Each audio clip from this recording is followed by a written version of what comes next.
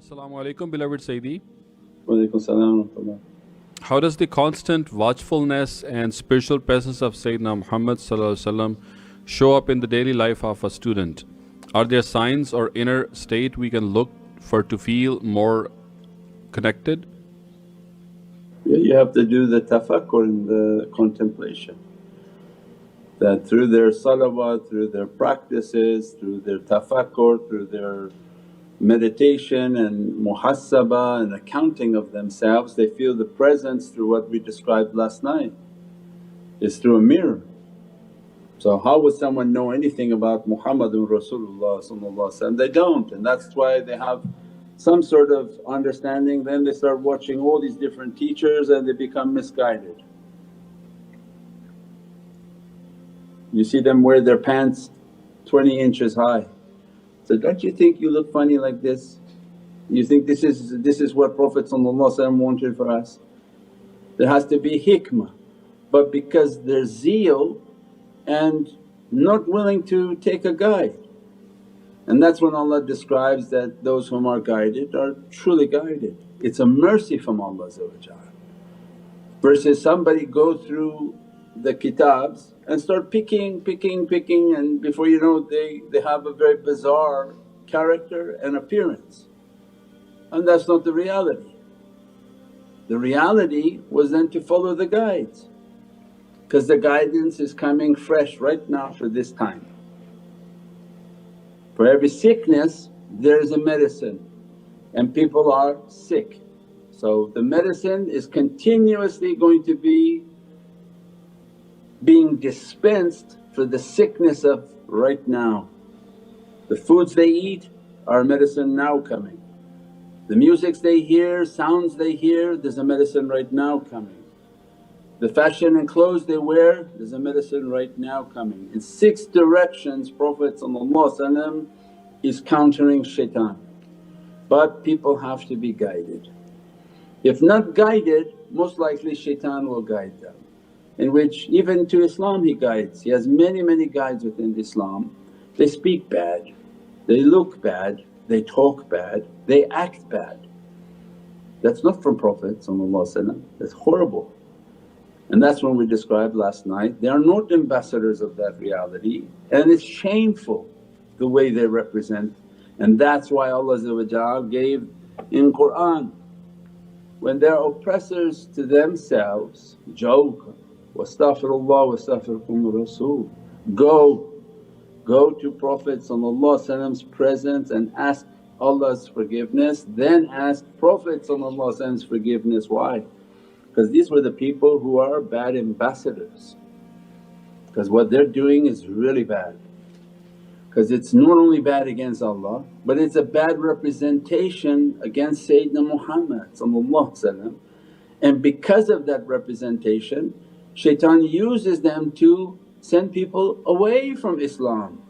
If we're showing Islam as such an immense treasure, imagine the ones who've been hired to send people away from Islam by bad ambassadors. Means then that's why Allah is saying, go and ask my forgiveness and ask Prophet's forgiveness, because what you're doing is really bad. So the biggest is that, Ya Rabbi guide me to the way of love and ishq and muhabbat. And those whom found that channel, found their guidance, found that love, follow how they teach, follow how they act, follow how they look, follow everything about them, and you should be rightly guided. And that becomes the way of ihtibā, where we were commanded to follow. Ati'ullah, ati'ur Rasul wa ulul amri minkum. To obey Allah is to obey the Rasul, and to obey the Rasul is that you have to find ulul amr. As much as you follow is your heart in that worshipness, the portion that you don't follow is in your brain and your nafs. So some people follow 10% because their heart is open 10% and their brain is 90%. And some people follow 90% and don't follow 10% because their brain is at 10%, which is better. Means to have more of your heart in this way than to have your head, where your head keeps saying, no, no, no, no, because shaitan resides within the head, Allah resides within the heart, Muhammadan Nabi resides within the heart. Then we can begin to see how much it shifts. Some people come first, they're 90% head, 10% heart. After working and working and working and following and doing the awrad, doing the zikrs, doing the khidmat, they start to cry, they start to listen, they start to meditate and tafakkur, on which their hearts are at 18-90%. And still their head is talking to them and still their head is trying to find their own way to do it. And that has to be taken away, in which don't rely on your head because your senses are not seeing what's correct. What you hear is not from reality and what you see is definitely not from reality. So how can you trust senses that you can't even trust right now on television? That's why when the shaykh is talking saying, look, the television is hypnotic. People don't understand that, so then why would you take your deen from what you see? And most of what you hear is bombarding of noise and sounds and waswases, so why would you take your guidance from what you hear? So when the servant truly doesn't trust their senses, then they live a life of tafakkur and contemplation. They say, okay, the shaykh is teaching to connect my heart, I'm going to connect my heart. And I learn how to connect my heart, and every time they talk I connect my heart. And through my heart I not only hear what he's saying, I feel a flow of information coming into my heart, not to my head.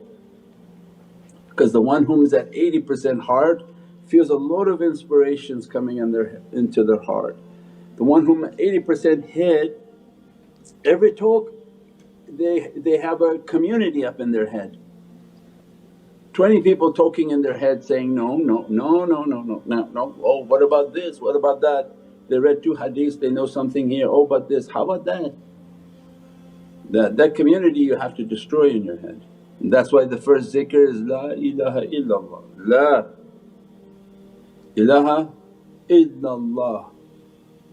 Why? Because this Zulfiqar is coming and say, look, the 2 hadiths you think you know, get it out of your head. Don't try to put what you think you know to their ulum and to their knowledges. Empty yourself until the reality of that hadith enters into your heart, then you'll be shocked at what the reality is. So this is the way that even Sayyidina Musa had a difficult time. Why? Because he said, I'm talking to Allah, I'm Kalimullah, why have to follow you? So it's not an easy way, and that's why Sayyidina Khidr was telling her, I don't think it's going to work and I don't think you're going to have patience with things that you don't have complete knowledge of. Because little bit of knowledge can be very disruptive, very disruptive. If you look at some of the 600,000, 800,000 views on that nasheed about everything praises, and here you go in, these people just logging in, haram, haram, haram, haram, haram. It's like, you burn yourself with your own fingers. Why you have to say something? Why couldn't you just find something beatific in the words? You don't like instruments, stay quiet. But people burn themselves with their character, and you can see that the shaitan inside is the one who's typing. He's just so upset that you're using his technologies to praise Sayyidina Muhammad. Nothing angers him more than what he brought onto this earth to destroy humanity, and we take it around and pump it back out to improve humanity. Then try to throttle our accounts and slow down the accounts and send his attack dogs out to make all sorts of comments as if anybody really cares about the comment. Nobody will change based on the comments, and if you click on the person who made the comments, it's very bad things they're doing. All their sites are really like something way off with them, but they find it necessary to come and give Islamic fatwas, which of nothing they apply for themselves. So These are the times in which we live in, and this is the struggle that's most important. How much of your heart can you open and how much of your head can you close off? That's your challenge, that's our challenge, that's the challenge of the last days. That's why when we talk of these unseen things is to break open people's understanding, that they feel very challenged, oh it's like very, very peculiar. I didn't think that those things were happening, I didn't think these energies were like that, I didn't think these parasites were like that. I say, exactly. You trusted your head and you said, oh all of this is a blessing, is a barakah. Not really. Shaitan has no interest in being a barakah for you. He actually doesn't want you existing on this earth. So only time you can find blessing and barakah is if you open your heart to see where Allah's barakah is and where the deception of shaitan is. Oh candy coated medicine is not really good for you. Just because the candy tastes nice on the outside, it could be toxic on the inside. And this is how shaitan operates. Everything has like a nice flavor, a colour. They say, all these beautiful Skittles and candies, they're all red. Then they show you know where this red comes from? These crushed parasites, the specific parasite in red dye number 4. They crush the parasite. So go back now on our ChatGPT, our nice guys who are doing all these articles.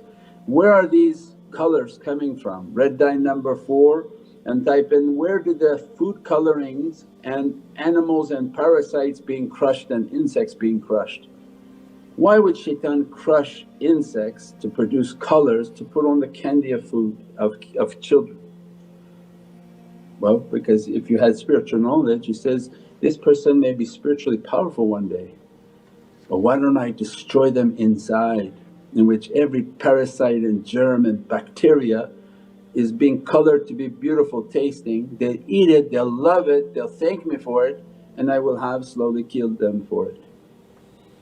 So how can you then trust your eyes and what you heard on TV commercial and said, this is so beautiful, look at all these beautiful colours. So this is the reality of the dunya that we live in, inshaAllah.